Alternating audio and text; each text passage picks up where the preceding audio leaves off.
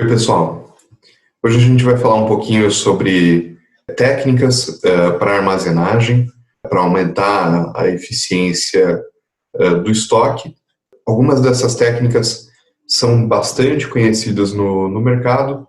Eu vou revisar aqui, provavelmente alguns de vocês já conheçam, já tenham ouvido falar, mas é interessante revisar e aprender de onde veio esses conceitos. Então, hoje a gente vai falar um pouquinho sobre Pareto e o desenvolvimento do Pareto, que é a curva ABC. Eu vou mostrar aqui com a ajuda de alguns slides, que isso vai tornar a explicação mais tranquila. Bom, primeiro vamos falar aí sobre o Pareto. Ele foi inventado, obviamente, por uma pessoa com o sobrenome Pareto, né? Foi um engenheiro, sociólogo, matemático italiano, Vilfredo Pareto. É do século XIX, tá? A invenção desse conceito.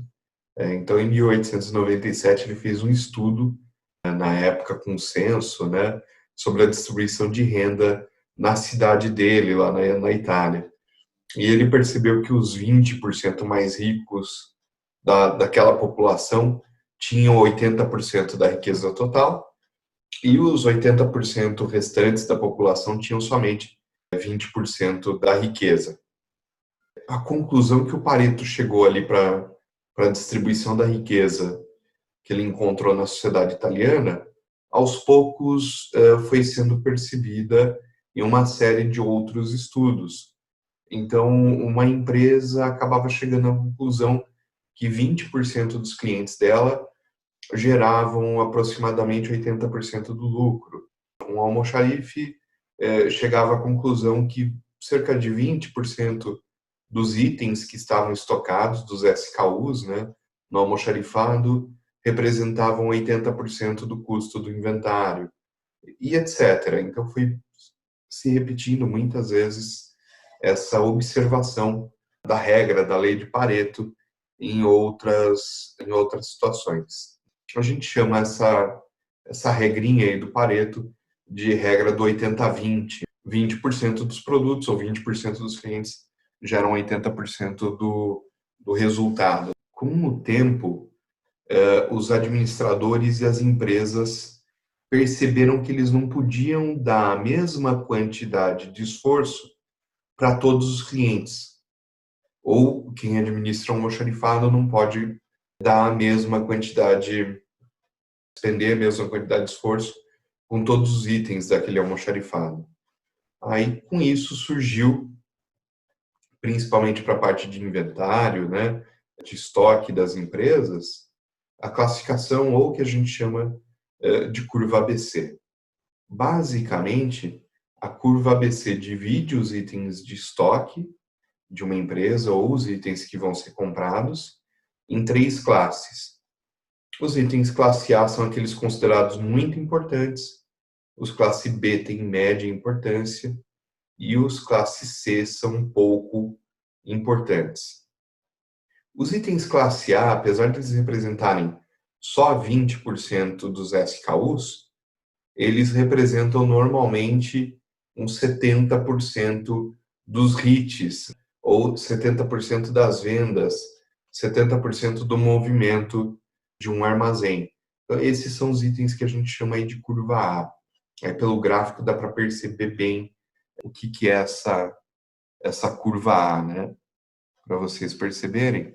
Então, quando eu tenho zero SKU, obviamente eu tenho 0% das vendas. Os itens mais importantes, aqueles que mais têm vendas, os que mais têm movimento, eles vão ser os primeiros que eu vou colocar aqui no gráfico. Então, talvez no primeiro item você já tenha mais de 10% das vendas, né? Depende do universo, né? Do tamanho de itens ou de produtos que você tem no seu estoque. Mas, aproximadamente, essa regra é quase que invariável, tá? Dentro das empresas. Então, quando você tiver 20% dos SKUs, você vai ter ali entre 70% e 80% do seu movimento, das suas vendas. Os itens classe B, eles são aqueles de importância intermediária. Eles representam ali, de novo, né, entre 20% e 25% dos SKUs e representam uns 20% adicionais de venda ou de movimentação. Então, ele vai estar ali entre 70% e 90% são os itens da classe B. O ajuste fino é feito pela sensibilidade do almoxarife ou do administrador, para saber se aquele item vai para a classe A ou para a classe B, tá, pessoal? Conforme a gente vai pegando experiência nisso, a gente sabe exatamente onde colocar essa fronteira aqui. Mas a gente pode adotar essa regra entre 70% e 80% ali para os itens classe A, até, depois disso, até 90% os itens são classe B, são classificados como classe B, e os restantes, né, que vão ali variar entre 50% e 60% dos SKUs, né, dos itens que tem dentro do seu estoque, eles vão representar só 10% das vendas. É o que a gente chama também aí na área de administração de cauda longa. As empresas baseadas em internet, que não precisam ter inventário físico em todo lugar. Então, o exemplo é a Amazon, Netflix, né, e uma série de outras empresas. Elas, pela própria natureza da internet, elas puderam explorar melhor essa cauda longa. Quem tem um estoque físico e atende uma região, uma cidade, o mercado de um estado, o que acontece? O espaço acaba sendo valioso. Então você não consegue ter tudo no estoque. Você não vai ter infinitos produtos aqui de classe C que vão representar uma venda muito pequena cada um daqueles produtos, né? A locadora, a época que existia a locadora, todo mundo aqui deve lembrar, né? A locadora de VHS, né? Depois veio o DVD, o Blu-ray. Então a locadora ela tinha esse problema aí do espaço físico. O que acontecia? Ela não conseguia ter todos os títulos, todos os filmes que eram feitos. Então as locadoras elas concentravam as compras delas e o espaço da locadora para aqueles blockbusters, né, para aqueles filmes que era quase certo que iam ser alugados. E dificilmente a locadora ela ia investir naqueles filmes. Vai ter uma cópia lá do filme iraniano, aqueles filmes de arte, documentários, né, os filmes mais antigos, filme preto e branco. Embora tenha mercado para isso, mas provavelmente não teria a mesma frequência de saída que os outros produtos, que os outros filmes. Então, por uma limitação de espaço, a locadora não tinha essa seção aqui com os filmes classe C, ou ia ser muito pequena, o número de títulos ia ser limitado.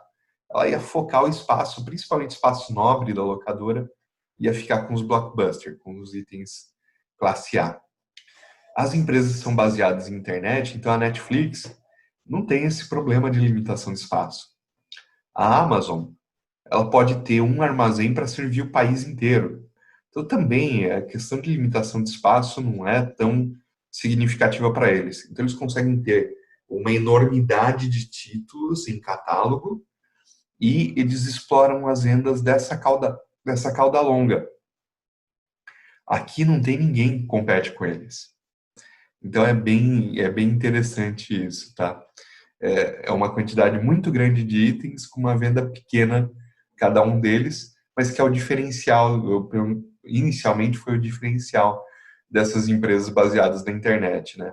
Hoje elas acabaram superando, né? Então a Netflix acabou com as locadoras de bairro, a Amazon acabou com as livrarias, né, físicas, basicamente partindo dessa grande vantagem aí que eles tinham com a cauda longa. Então, eles têm uma quantidade de títulos muito maior do que uma empresa, uma loja física tem.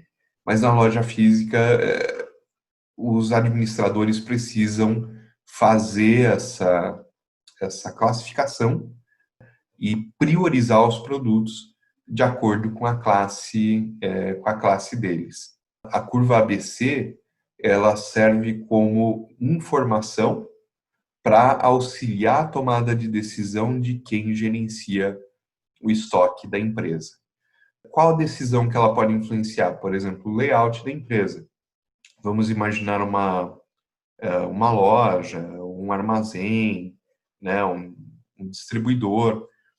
Muitas vezes, o terreno que a gente compra é o terreno disponível, né?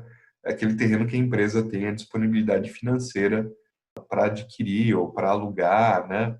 A empresa que a gente está administrando, a empresa que já existe, já tem um imóvel próprio, né? E não dá para mudar isso daí. Então você pode ter um imóvel como esse aqui, que está cercado de vizinhos por todos os lados. O que você consegue fazer com um imóvel desse? Você consegue fazer basicamente uma porta na frente. Vai tanto ter entrada de materiais por ali, quanto a saída, né, de materiais para os clientes vai acontecer pela mesma direção, né? E aí, o que a gente faz? Essas posições aqui, mais próximas à porta, a gente vai colocar os produtos classe A. Então, os produtos que mais vendem, eles vão estar localizados aqui. No balcão, por exemplo, se for uma farmácia, né? Esses itens vão estar aqui no balcão.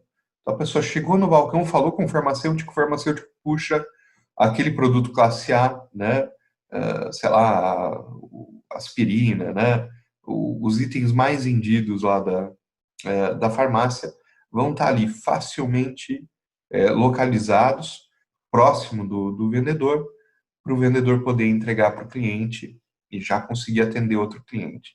Então, isso aumenta muito a eficiência do local. E os produtos com vendas menores, os classe B e classe C, eles vão ser colocados aqui no fundo, né? Eles vão ser colocados numa posição mais distante. Por quê? Se o cliente pedir um produto classe C, o atendente ele vai ter que se deslocar para buscar esse produto lá na estante, na prateleira, no estoque e voltar com esse produto para o cliente. Como os itens classe C eles têm menos saída, eles são vendidos numa frequência menor, esse deslocamento mais longo vai ser feito menos vezes por dia. Então você ganha eficiência. Você consegue, com uma quantidade menor de mão de obra, atender o mesmo número de clientes ou atender o mesmo número de pedidos. Isso é ganho bruto de eficiência através de um layout mais inteligente. Pode ter outras considerações aqui, pessoal? Pode. Então, o supermercado, por exemplo, normalmente ele faz esse arranjo ao contrário. Então, os itens mais vendidos vão estar lá no fundo do supermercado. A padaria, por exemplo, normalmente está lá no fundo do supermercado. E você tem que passar por todos os corredores, né? O corredor das massas, o corredor de produto de limpeza, tá? Antes de chegar lá na padaria. Por quê? A ideia do supermercado é que você lembre. Todo mundo vai passar na padaria todo dia. A ideia do supermercado é que você, a caminho da padaria ou a caminho daqueles produtos mais vendidos, né, que todo mundo tem que passar, quase que necessariamente, você vai lembrar, vai olhando nas gôndolas e vai lembrar de comprar outros que você tá precisando, ou vai aparecer o impulso de compra de alguma outra coisa, mesmo que você não precise, né, só por ver ali na gôndola. Então, dependendo do tipo da loja, pode inverter essa lógica, tá? Mas normalmente essa lógica ela traz, que eu estou falando, de colocar os produtos classe A mais próximos da saída, ele aumenta a eficiência do atendimento e, portanto, você precisa de menos mão de obra para tocar um armazém, uma loja com esse layout. Vamos lá, pessoal. Aqui é uma outra situação, onde você tem um terreno maior, normalmente uma empresa maior, né? Compra um terreno grande que tem a saída para duas ruas, ou uma rua e uma em uma avenida, ou seja, você tem 2 acessos para o terreno, tá? Aqui se faz um armazém ou almoxarifado, né, com um dos acessos sendo usado como entrada, como recebimento de materiais, e o outro acesso, né, para outra via é usado como saída, expedição de materiais, tá? Aí, nessa situação, como que a gente vai usar a curva ABC? Basicamente, a gente vai concentrar os itens de curva A próximos à expedição. Por quê? Porque os pedidos dos clientes normalmente são mais picados do que quando a gente recebe o material. Então, se você recebe material do fornecedor, você recebe uma vez por semana, uma vez por mês, pallet, uma carreta, um container de material. E quando a saída desse material, seja do almoxarifado para a produção ou do estoque, do armazém para o cliente, normalmente ele não tem pedido mínimo. Não existe um requerimento de só sair um pallet por vez. Normalmente os pedidos são de todos os tamanhos. Você tem muito pedido pequeno, muito pedido picado, né, muita necessidade de material pequena. Então, a expedição é feita várias vezes ao longo do dia, né? São múltiplas frequências, e a entrada de materiais ela é mais consolidada. Então, o que você faz? Você coloca os itens que têm mais hits, que têm mais saída, mais vendas, próximos à expedição. Os funcionários da expedição eles vão ter que se deslocar menos vezes, quer dizer, mais vezes ao longo do dia, só que numa distância menor. Eles vão percorrer uma distância menor do que se esses itens estivessem espalhados pelo armazém.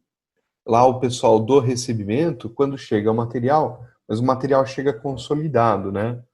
Então ele vai guardar o material, os itens curva A vão chegar em maior frequência, lógico, ele vai ter que se deslocar uma maior distância para guardar esse pallet, mas isso vai ser feito menos vezes ao longo do dia. Então, é importante que os itens de maior saída, eles estejam próximos da expedição, principalmente quem trabalha com pedidos muito pequenininhos, muito picados. Isso vai reduzir a distância percorrida pelos funcionários que vão fazer o picking para a expedição, para montar os pedidos, para faturamento e para a expedição. Então, isso vai trazer ganho de eficiência para o armazém e, com esse ganho de eficiência, você não precisa de tanta mão de obra para operar o armazém e, mesmo assim, atender todos os pedidos com velocidade. Essa era a dica de hoje. Obrigado, pessoal. Até a próxima.